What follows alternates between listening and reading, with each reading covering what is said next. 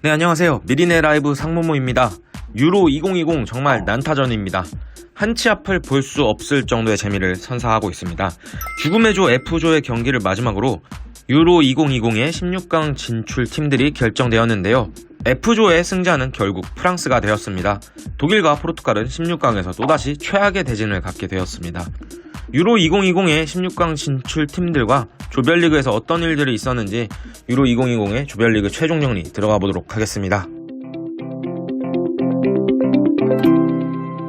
와, 정말 대박입니다. 독일이 헝가리를 가볍게 이길 것으로 예상했는데요. 전차군단 독일이 헝가리와 비기면서 F조에서의 결국 웃는 자는 프랑스가 되었습니다. 어찌되었건 프랑스, 독일, 포르투갈 모두 16강에 진출하게 되었는데요. F조의 최종전으로 프랑스와 포르투갈의 2016년 유로 결승전 리턴 매치와 독일과 헝가리의 경기가 있었는데 이 두 경기가 모두 비겼습니다. 참 호날두는 나이를 거꾸로 먹는 것 같아요. 어찌되었건 F조의 최종 결과는 프랑스 1승 2무, 독일 1승 1무 1패, 포르투갈 1승 1무 1패, 헝가리 2무 1패입니다. 헝가리의 예상 밖 선전이 F조를 더 혼돈으로 빠져들게 했습니다. F조의 승자가 프랑스만 있다고 말씀드리는 건 프랑스의 16강 대진이 제일 순탄하게 보이기 때문입니다.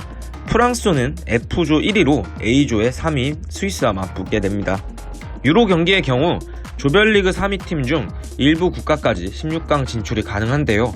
보통 월드컵의 경우 8개 조를 나누어 조별리그를 치르고 각 조의 2위 팀까지 16강에 진출하여 딱 16개 팀이 맞아 들어갑니다. 하지만 유로는 6개 조를 운영하기 때문에 각 조의 2위 팀까지 일단 16강에 진출하게 되면 4자리가 남게 됩니다. 따라서 6개 조의 상위 3개 팀을 뽑아 16강에 진출하게 되는데요. 이 때문에 16강 대진이 엄청나게 많은 경우의 수가 생기게 됩니다. 여러분들 고등학교 때 배우신 콤비네이션 기억나시나요? 6개의 국가 중에 4개를 뽑아야 되기 때문에 6 콤비네이션 4를 계산해보면 15개의 경우의 수가 생기게 됩니다.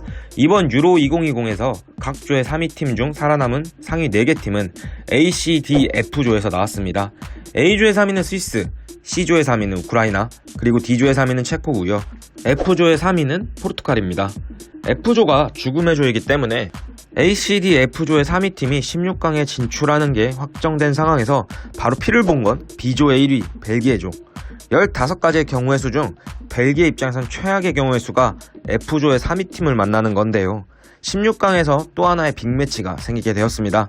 김덕배가 이끄는 황금세대 그리고 피파 랭킹 1위의 벨기에냐, 아니면 강날도와 부페가 이끄는 디펜딩 챔피언 포르투갈이 이길 것이냐의 빅매치가 생기게 되었습니다. 이 두 나라 중 승리하는 나라에서 득점왕이 나오지 않을까 생각합니다. 호날두는 현재 5골, 그리고 벨기에 루카쿠는 3골로 호날두 선수를 루카쿠가 바짝 추격하고 있습니다. 물론 분데스리가에서 미치는 활약을 보여준 로베르토 레반도브스키도 3골을 넣었지만 폴란드는 조별리그에서 탈락했습니다. 이 때문에 이제 득점왕 경쟁은 루카쿠와 호날두로 좁혀질 것이다 라고 예상을 하고 있죠. 참고로 루카쿠와 호날두는 이번 시즌 세리에 A의 파워랭킹 1, 2위 선수입니다. 아무튼 호날두의 포르투갈이냐 아니면 덕배의 벨기에냐, 16강 대진 중 최대 빅 경기 중 한 개라고 보시면 되고요. 포르투갈은 2016 우승팀답게 쉽게 올라가지 않겠다는 의지인가 싶습니다. 대진이 운이요. 그리고 F조의 1위 프랑스는 A조의 3위인 스위스와 맞붙게 되기 때문에 그나마 순탄한 일정으로 16강을 통과하지 않을까 생각됩니다. 많은 분들이 프랑스를 강력한 우승 후보로 손꼽아 기다리고 있기도 합니다. 그리고 다음은 잉글랜드 이야기인데요. 잉글랜드의 경기력은 앞서 말씀드렸지만 최악입니다.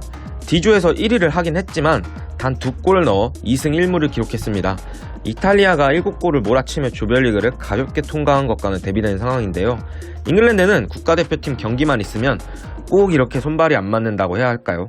잉글랜드가 D조 1위로 조별리그를 통과하긴 했지만 D조 1위를 한 게 더 최악입니다. D조 1위는 F조의 2위와 맞붙게 됩니다. F조의 2위는 독일로 결정이 됐죠. 독일이 24일 새벽 치러진 헝가리와의 경기에서 2대2로 비기며 F조의 2등을 차지하게 되었습니다.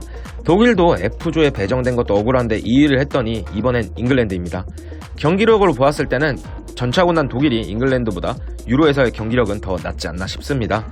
독일이 포르투갈을 대파할 때 진짜 전차군단의 본연의 모습을 보여주는구나 라는 생각을 했고, 그나마 독일의 최종전이 헝가리전이었기 때문에 독일의 F조 1위가 가장 유리하지 않을까라고 생각을 했지만 역시 축구고운 둥글지 않겠습니까? 독일이 헝가리를 이기지 못하면서 독일도 강팀 잉글랜드를 16강에서 만나게 되었습니다.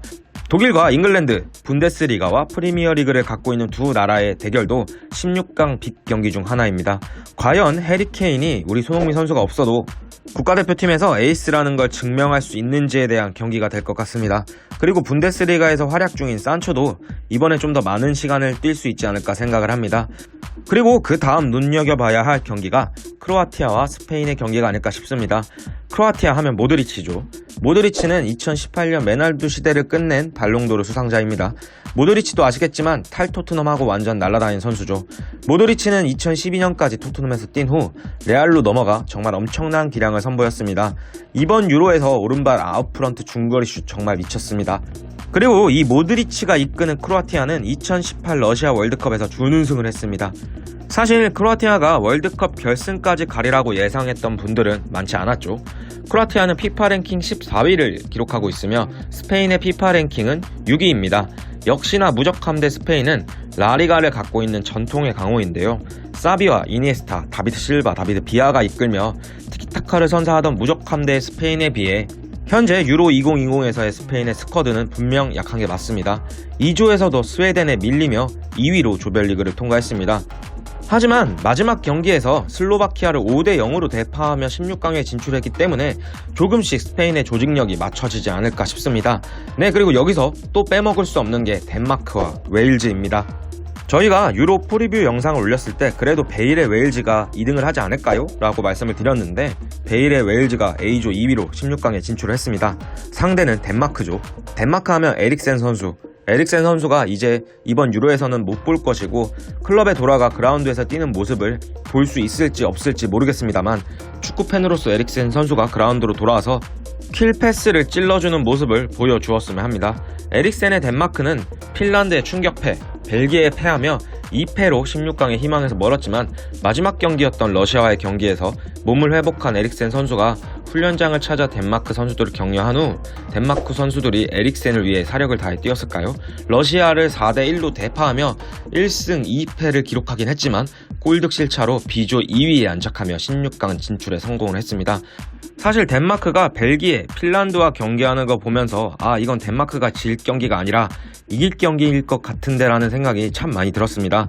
덴마크는 피파 랭킹 10위로 조직력이 정말 탄탄한 팀입니다. 잉글랜드 경기를 보다가 덴마크 경기를 보면 속이 시원할 정도의 빠른 공격 템포를 자랑하는 것 같습니다.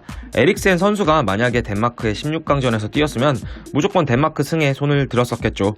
덴마크의 조별리그에서 보여줬던 경기력을 볼 때 웨일즈가 조금 어렵지 않을까 싶습니다만 그래도 웨일즈에는 토트넘에서 폼이 살아난 베일이 떡하니 버티고 있고 축구고운 둥글기 때문에 이 경기도 지켜볼 만한 대목인 것 같습니다. 아무쪼록 유로의 조별리그 경기가 모두 마무리되었고 이제부터 토너먼트의 시작이니 토너먼트에서 강한 사람이 진짜 강자라고 볼 수 있겠죠. 강팀들은 토너먼트를 진행하며 조직력을 맞춰간다고 하니 여태까지 경기력이 안 좋았던 잉글랜드도 과연 토너먼트에서 독일을 누를 수 있을 것인지 흥미진진한 대진이 많아 더욱 기대되는 유로 2020입니다. 오늘 영상은 여기까지입니다. 영상 시청해주셔서 감사합니다.